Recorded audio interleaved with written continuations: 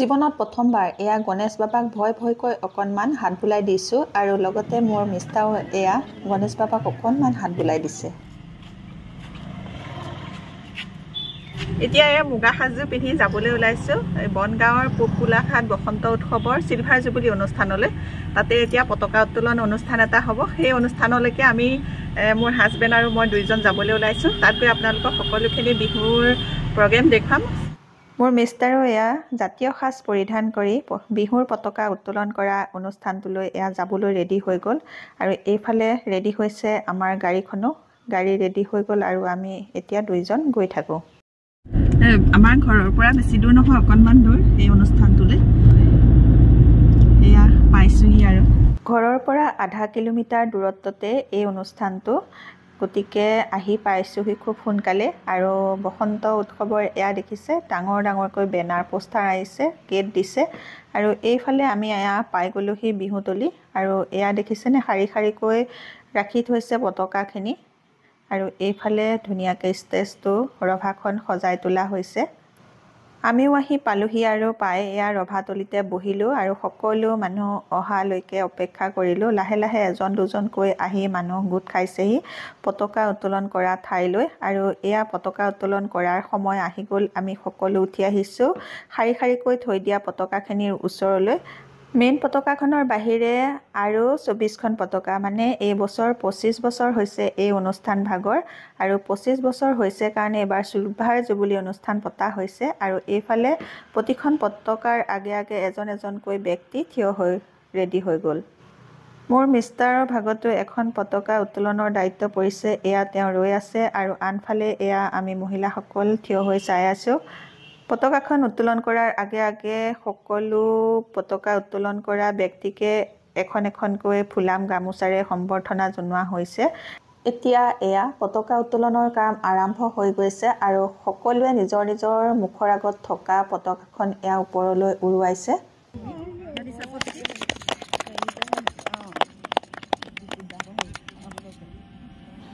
পতাকা উত্তোলনৰ কাৰ্যসূচীভাগ আৰম্ভ হৈ থাকোঁতে এখন ড্ৰোনেৰে এই কাৰ্যসূচীখিনিৰ কিছু অংশ ধৰি ৰাখিবলৈ চেষ্টা কৰা হৈছে। এয়া দেখিছে ওপৰত এখন ড্ৰোন ঘূৰি আছে। পতাকা উত্তোলনৰ কাৰ্যসূচীভাগ আৰম্ভ হৈ থাকোঁতে আমি সকলো মহিলাই এনেকৈ জাতীয় সাজযোৰ পৰিধান কৰি অনুষ্ঠানটো উপভোগ কৰি আছোঁ। পতাকা উত্তোলনৰ কাৰ্যসূচীভাগ হৈ যোৱাৰ পাছত এয়া আৰম্ভ হৈছে বন্তি প্ৰজ্বলন অনুষ্ঠান। ইয়াতে সকলোৱে অলপ অলপ ফুল দি এয়া বন্তি প্ৰজ্বলন অনুষ্ঠানটোত সেৱা এটা জনাইছে। পুৰুষসকলৰ হৈ যোৱাৰ পাছত আমি এয়া মহিলাসকলে শাৰী পাতি আমিও অকণমান এয়া বন্তি প্ৰজ্বলন অনুষ্ঠানটোত সেৱা জনালোঁ। পতাকা উত্তোলন বন্তি প্ৰজ্বলন হৈ যোৱাৰ পাছত এয়া সকলোখিনিয়ে মিলি একপি গ্ৰুপ ফটো উঠাৰ বাবে সাজু হৈছে আৰু তাৰ আমিও মহিলাসকল গৈ ৰখিছোঁগৈ ফটো উঠিবৰ বাবে আৰু ময়ো অকণমান এয়া ভিডিঅ' কৰি সাঁচি ৰাখিছোঁ মোৰ কেমেৰাত।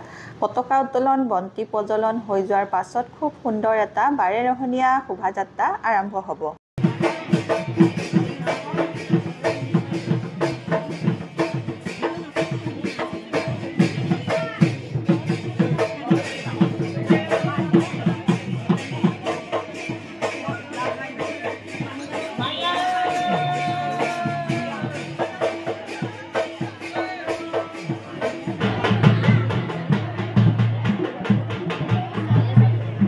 বাৰেৰহণীয়া শোভাযাত্ৰাৰ কাৰণে সকলোৱে এয়া ওলাই আহিছে নিজৰ নিজৰ সাজযোৰ পৰিধান কৰি।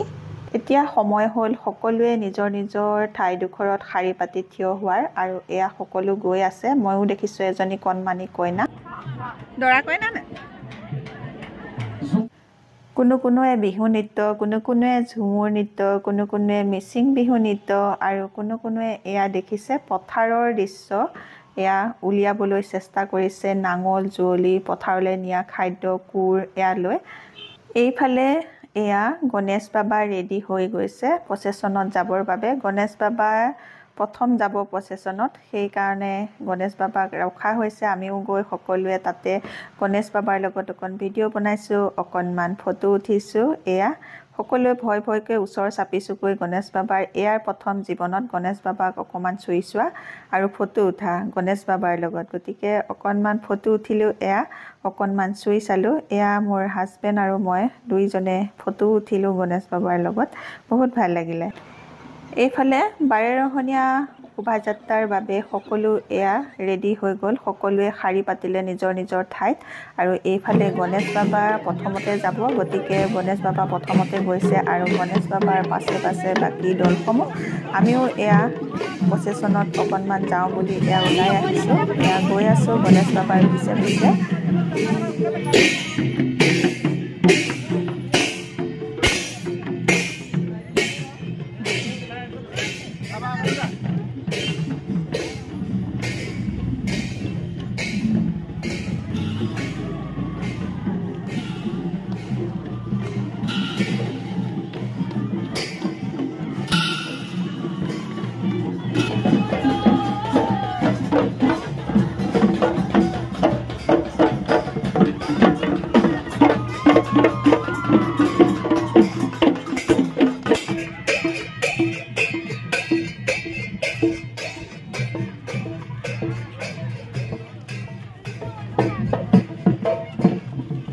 এক কিলোমিটাৰমান শোভাযাত্ৰা কৰাৰ পাছত এয়া আকৌ উভতি অহা হৈছে এডোখৰ নিৰ্দিষ্ট ঠাইৰ পৰা।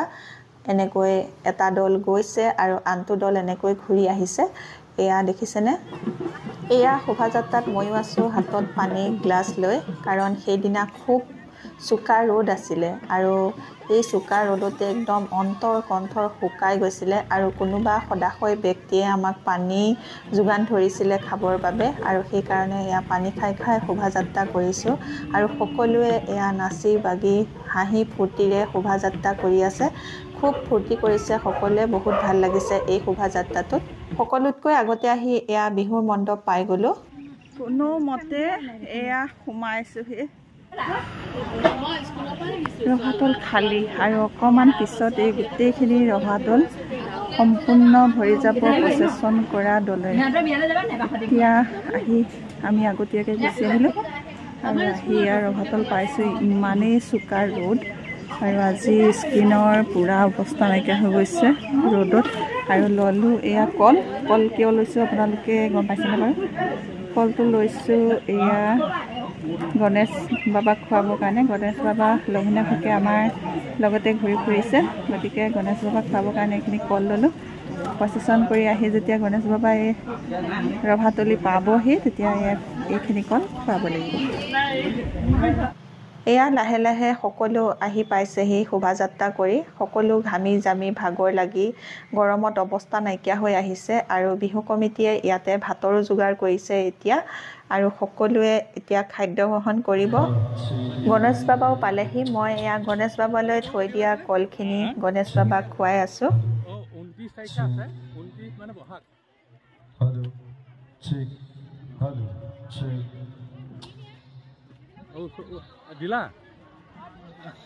এই বাৰেৰহণীয়া শোভাযাত্ৰা ভাগ আছিলে প্ৰতিযোগিতামূলক, সেইকাৰণে সকলোৱে এই শোভাযাত্ৰাৰ পৰা আহি এয়া উৎকণ্ঠাৰে ৰৈ আছে ৰিজাল্টটো ল'বৰ বাবে। কোনটো দলে পুৰস্কাৰ পাব, কোনটো দলে স্থান লাভ কৰিব, সকলো জানিবলৈ সকলোৱে উৎকণ্ঠাৰে এয়া বাট চাই ৰৈ আছে। এইখনেই হ'ল পূব গোলাঘাট বসন্ত উৎসৱৰ মেইন ষ্টেজ, আৰু এই ষ্টেজখনলৈকে নিমন্ত্ৰণ জনোৱা হৈছে অসমৰ সু গায়িকা জুবুলীক।